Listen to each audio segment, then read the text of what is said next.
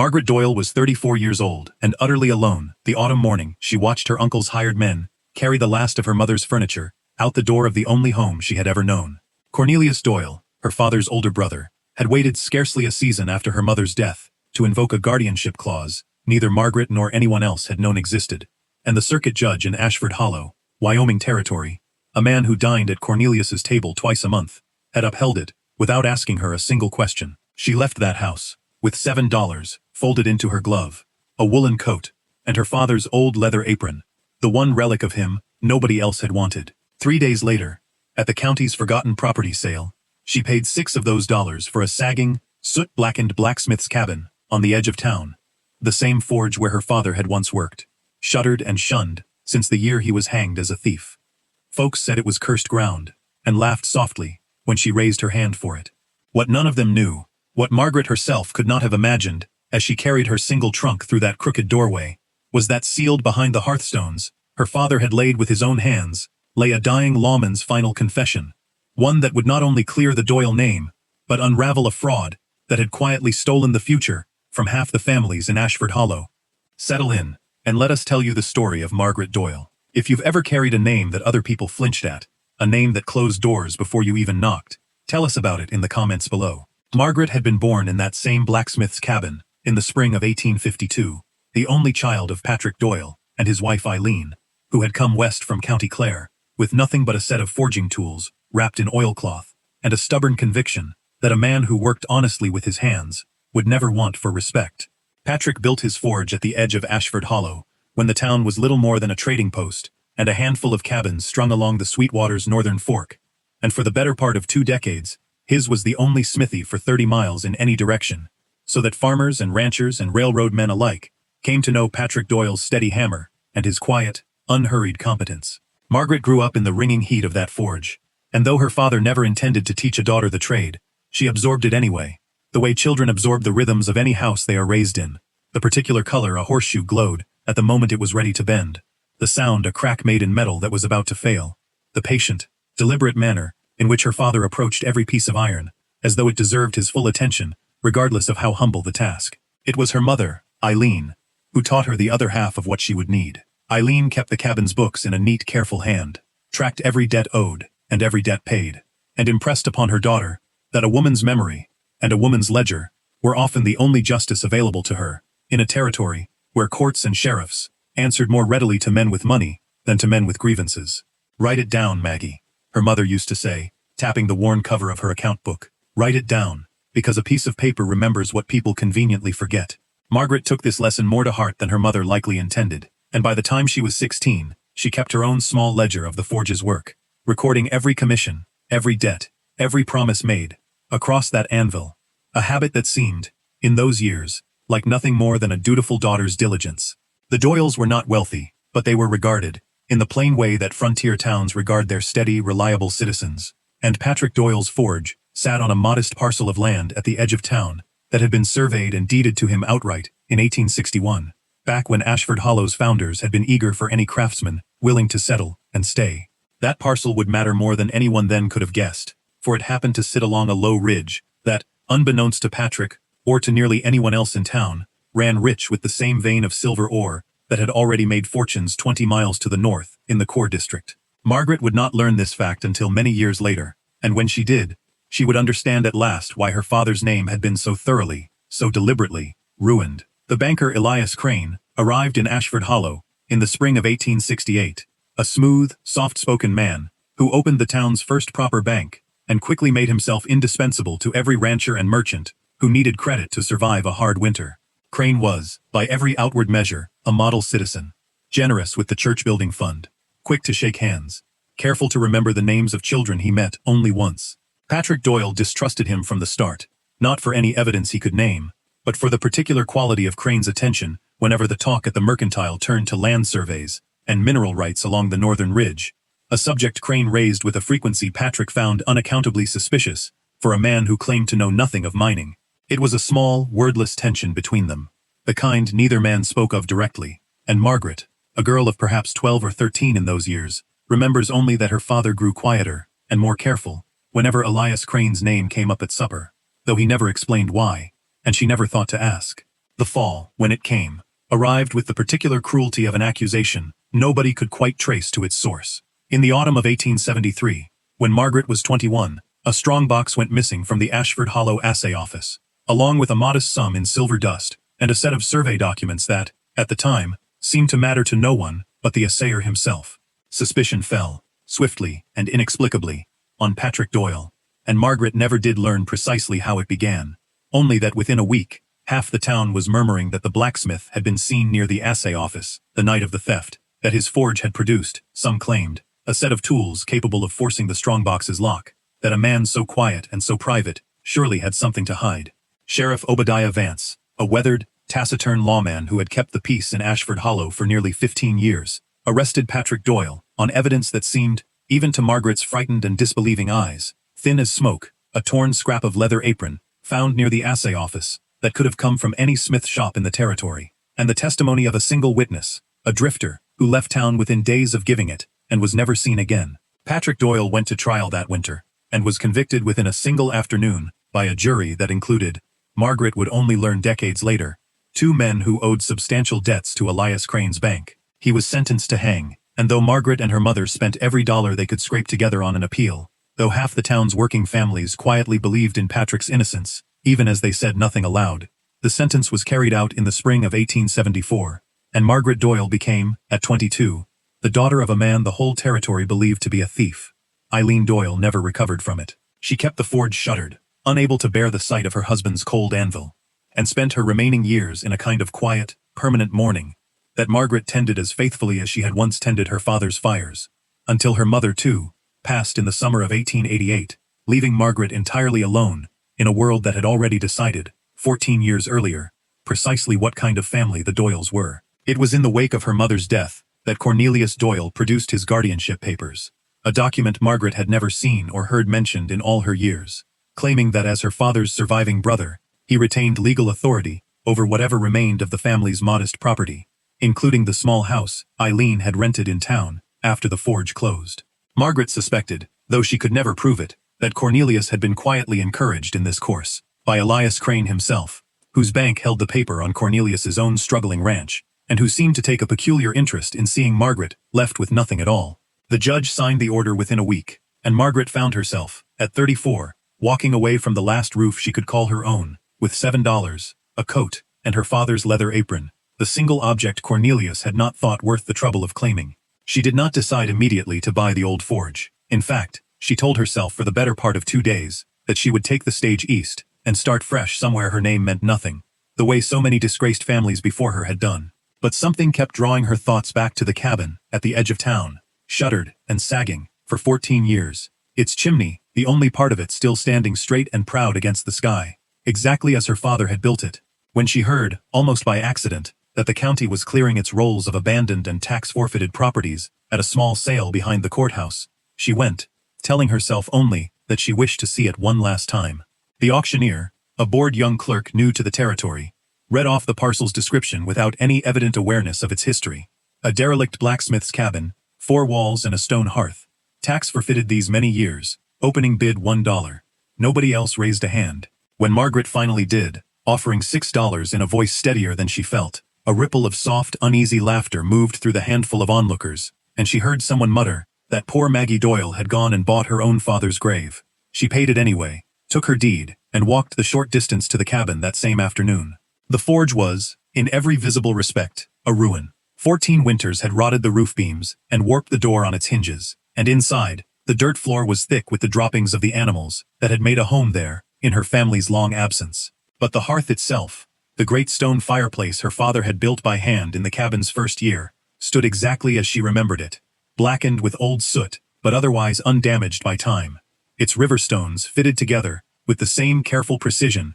Patrick Doyle had brought to every piece of iron he ever shaped. Margaret spent that first evening simply sitting before it, her father's leather apron across her knees, feeling closer to him, in that ruined room, than she had in 14 years of visiting his grave. It was 3 days later, while clearing ash and fallen soot from the hearth's cold firebox, in preparation for finally lighting a fire against the autumn chill, that her fingers found a stone along the back wall that gave, very slightly, under pressure. A stone set not quite flush with its neighbors, its mortar thinner, and more recently packed than the mortar around it. It took her the better part of an hour, working carefully with a fire iron, so as not to damage whatever lay behind it, to work the stone loose. Behind it, in a shallow cavity, clearly carved into the chimney's stonework, long after her father's original construction, she found a small tin box, rusted at its seams, but sealed tight enough that its contents had survived intact. Her hands trembled as she pried it open there, in the dim, dust-moted light of the ruined forge. And inside, she found a single, thick letter,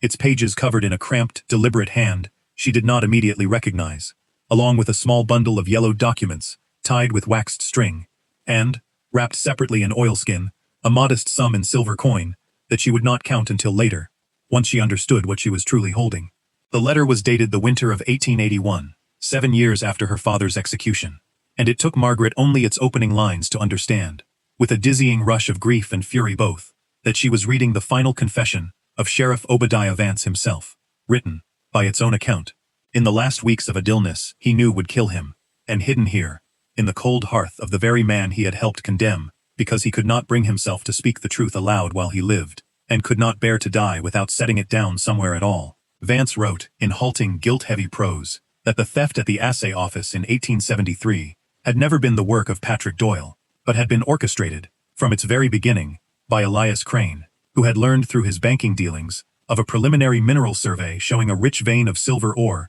running directly beneath the ridge where Patrick Doyle's land sat, a survey the assay office had commissioned but never made public. Crane, the letter explained, had arranged for the strongbox theft himself, using a hired drifter who vanished from the territory the moment his testimony was given, specifically to remove the survey documents from circulation, and, more crucially, to discredit and remove Patrick Doyle from land Crane intended eventually to acquire, once its owner was disgraced, imprisoned, or dead. Vance confessed that Crane had paid him, and paid the 2 jurors indebted to his bank, to ensure a swift conviction, and that he, Vance, had accepted that payment out of his own desperate debts, and had lived every day since, in a private hell of his own making, watching Eileen Doyle waste away in her grief, and Margaret grow into a woman burdened with a dead man's disgrace, unable to find the courage to undo what he had done, while there was still time to matter. The bundle of documents told the rest of the story, with a clarity that made Margaret's stomach turn. They were copies, Vance had explained in a postscript, of the very mineral survey Crane had stolen and suppressed, along with a hand-drawn map showing not merely the Doyle parcel, but a dozen other properties along the same ridge. Properties belonging to families Margaret knew well, the Hendersons and the Ashers, and old widow Prescott, all of whom had, in the years since her father's death, sold their land to Elias Crane's bank, at prices that had seemed, at the time, generous enough, prices that made considerably more sense. Now that Margaret understood the silver sleeping beneath the soil, those families had been persuaded to give up. Crane, it appeared, had spent 14 patient years quietly assembling, parcel by parcel, exactly the ridge he had once needed her father disgraced to obtain, using the town's trust in him, and its ignorance of what lay beneath its own ground, as thoroughly as he had once used a stolen strongbox and a vanishing witness. Margaret sat with the letter until the light through the cabin's broken roof faded entirely, understanding that she now held in her 2 hands both a private grief and a public reckoning, and that the 2 could not, in good conscience, be separated. She thought of her mother, worn thin by 14 years of quiet mourning, for a husband the whole territory believed a thief. She thought of the Hendersons and the Ashers, decent families, who had sold their futures for a fraction of what those futures were worth, never knowing the ground beneath their old homes had been coveted long before Crane ever offered to buy it. And she understood, with the same steady clarity her father had once brought to every piece of iron on his anvil, that Elias Crane's 14 years of respectability had been built, stone by careful stone, on precisely the kind of confession she now held sealed in her hands, and that she was, whether she felt equal to it or not, the only person left alive who could bring it into the light. She began cautiously, aware that a woman with a disgraced family name, and no money to speak of, would find little welcome bringing accusations against the town's most respected banker. She took the letter first, not to the current sheriff, a younger, ambitious man, named Walter Guthrie, who owed his own appointment in part to Crane's endorsement, but to Judge Aldous Ferris, a circuit judge from the neighboring county, known for a stubborn independence from local politics, who happened to be passing through Ashford Hollow that very month on his regular rounds. Ferris read Vance's confession twice through, in Margaret's presence, his expression darkening with each page, and though he warned her plainly that a dead man's confession alone might not suffice to reopen a case 14 years closed, he agreed that the mineral survey and the pattern of land sales it revealed were, at minimum, grounds enough to summon Elias Crane for formal questioning, and to send for the original assay office records still held in the territorial capital. Word of Margaret's discovery moved through Ashford Hollow, with the particular speed reserved for scandal involving the town's most powerful man, and Crane, sensing the danger before the formal summons even reached him, moved quickly to discredit her. He let it be known, through the careful channels a man of his standing always kept available, that the so-called confession was almost certainly a forgery, perhaps even one Margaret herself had concocted out of bitterness and a desperate need for money, and he found willing allies in men like her own uncle Cornelius, whose debts to Crane's bank made his loyalty a matter of simple arithmetic. For a tense fortnight, Margaret found herself once again the subject of the town's whispers, though this time the accusation was forgery rather than theft, and she felt, with a bitterness she tried hard not to let harden into despair, the same old machinery of disbelief closing around her that had once closed around her father. What turned the tide, in the end, was not any single dramatic proof, but the same patient diligence her mother had taught her at the kitchen table decades before. Margaret had, in the weeks since finding the letter, quietly visited each of the families named on Crane's ridge map, the Hendersons, the Ashers, old widow Prescott, not to accuse Crane outright, which she knew would only invite his denial, but simply to ask, gently, whether they recalled the exact terms and timing of their land sales to his bank. What she gathered, family by family, was a pattern too consistent to be coincidence. Each sale had come within months of some private financial pressure Crane's own bank had quietly applied, a called-in note here, a denied loan extension there, until families with no other recourse sold their ridgeland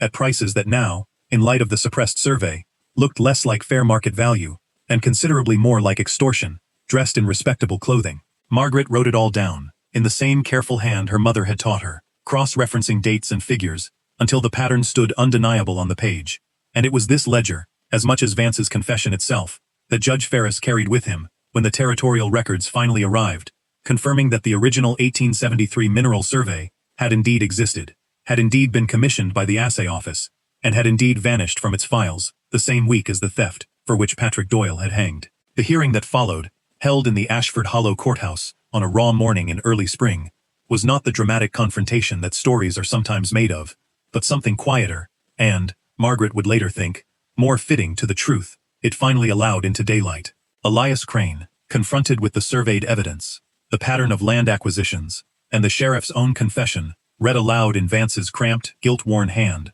could offer no explanation the judge found credible, and though the territory's slow machinery of justice would take many more months to formally strip him of the ridge parcels he had spent 14 years assembling, the town itself rendered its verdict far more swiftly than any court.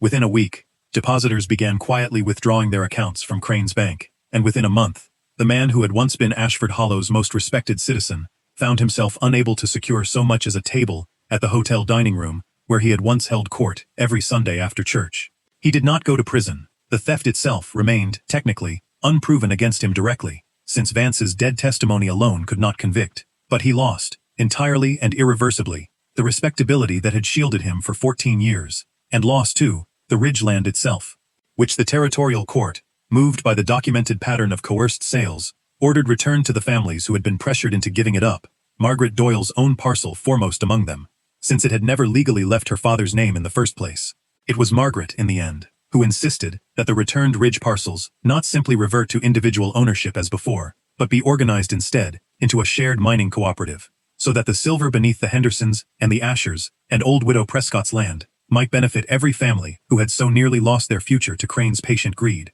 rather than enriching any one household alone at the expense of the rest. She rebuilt her father's forge with her own share of the cooperative's early proceeds, restoring the hearth exactly as he had built it, save for the single stone behind which she left a small, deliberate space, not for secrets this time, but as a private reminder to herself of how long the truth could wait, patiently, in the dark, for someone willing to look. And so we return, as we always do, to where we began, to a woman of 34, cast out with almost nothing, who paid $6 for a ruined forge, the whole of Ashford Hollow believed was cursed, and found sealed behind its hearth, not merely her father's vindication, though that alone would have been enough, but the means to unravel 14 years of quiet theft, dressed up as respectability. They called it Maggie Doyle's grave that morning, behind the courthouse. And in a way, perhaps it was. The grave of a lie 14 years old, buried at last, and the birthplace of something considerably more lasting in its place. Margaret often said, in the years that followed, that her father had taught her to read iron,